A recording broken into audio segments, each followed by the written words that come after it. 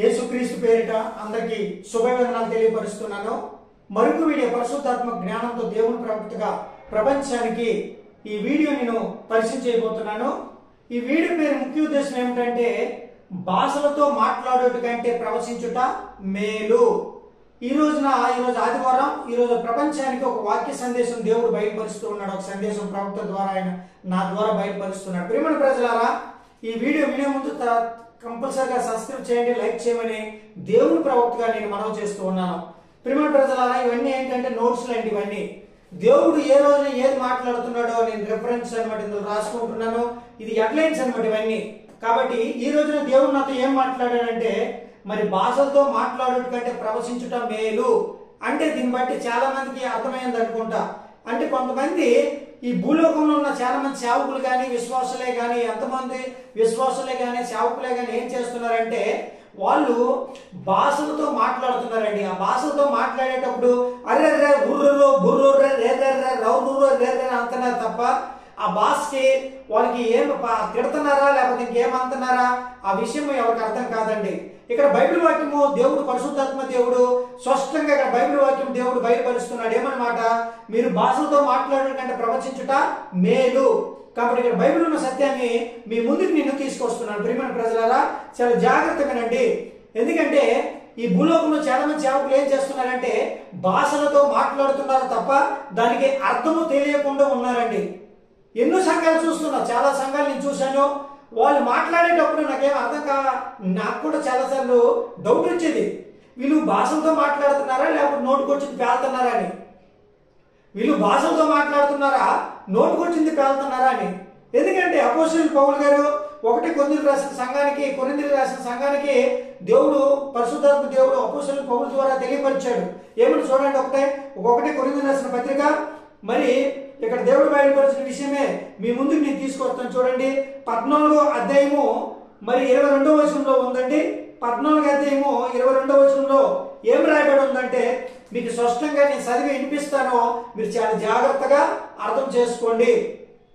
మరోసారి 1 కొరింథీయులకు రాసిన పత్రిక 14వ అధ్యాయము 22వ వచనంలో ఇది రాయబడి ఉన్నదండి. భాషల కోసం రాయబడి ఉంది. చూడండి ఇక్కడ ఏమని రాయబడి ఉంది చూడండి, నేను చెప్తున్నాను, చాలా జాగ్రత్తగా అర్థం చేసుకోండి.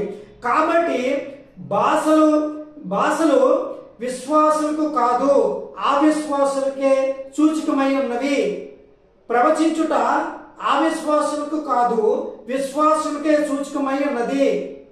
సంఘమంతయు ఏకముగా కూడి అందరూ భాషలతో మాట్లాడుచుండగా ఉపదేశము పొందిన వారైనను అవిశ్వాసులైనను లోపలికి వచ్చిన ఎడల మీరు వెర్రి మాటలాడుచున్నారని అనుకొందురు కదా.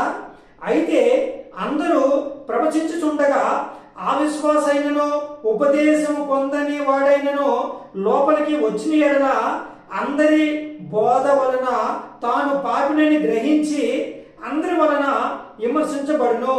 అప్పుడు అతని హృదయ రహస్యములు బయలుపడును. ఇందువలన దేవుడు నిజంగా మీలో ఉన్నాడని ప్రచారము చేయొచ్చు అతడు సాగిలపడి దేవునికి నమస్కారము చేయును. ప్రియమైన ప్రజలారా, చాలా జాగ్రత్తగా అర్థం చేసుకున్నారు కదా. ఎందుకంటే ఈ భూలోకంలో చాలా మంది దైవజనం, చాలా మంది సేవకులు ఉన్నారండి.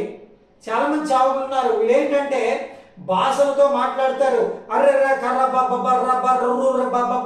కర్ర బాబా ఎర్రెర్ర బొర్ర బొర్ర ఎర్రెర్ర వాళ్ళు నోటుకొచ్చింది వాగుతుంటారు అనమాట.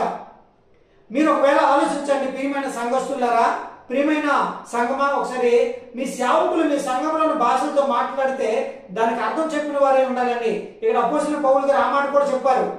ఎవరైతే భాషలతో మాట్లాడతారో వాళ్ళ అర్థం చెప్పాలట. ఆ భాష మాట్లాడిన వాడు అర్థం చెప్పిన వాడే ఉండవలను అని ఇక్కడ బైబిల్ వాక్యం చదివిస్తుంది.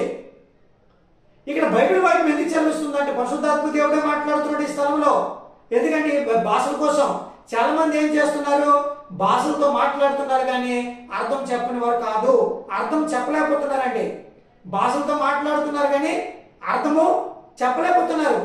వాళ్ళకి ఇష్టం వచ్చినట్టు వెళ్తున్నారు. ఇక్కడ దేవుడు ఏమైనా మాట్లాడుతున్నాడు చూడండి.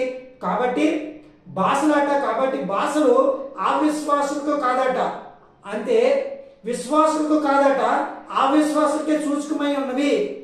కాబట్టి భాషలు విశ్వాసులకు కాదు అవిశ్వాసులకే సూచకమై ఉన్నవి. అంటే భాషలు విశ్వాసులకే కాదట, విశ్వాసులట భాషలతో మాట్లాడట, అవిశ్వాసులే మాట్లాడతారట. చూడండి ఇక్కడ ఏం రాయబడి ఉంది, మరొకటి ఏం రాయబడి ఉంది. కాబట్టి మరి ఇక్కడ దేవుడు బయలుపరుస్తున్న విషయము, కాబట్టి భాషలు విశ్వాసులు కాదు అవిశ్వాసులే సూచకమై ఉన్నవి. ప్రవచించుట అవిశ్వాసులకే కాదు విశ్వాసులకే సూచకమై ఉన్నది. ప్రవచించుట, ప్రవచించిన వాళ్ళు ఎవరు? విశ్వాసులాట ప్రవచిస్తారట, అవిశ్వాసులాట ప్రవచించారట. భాషలతో మాట్లాడతారు ఎవరు?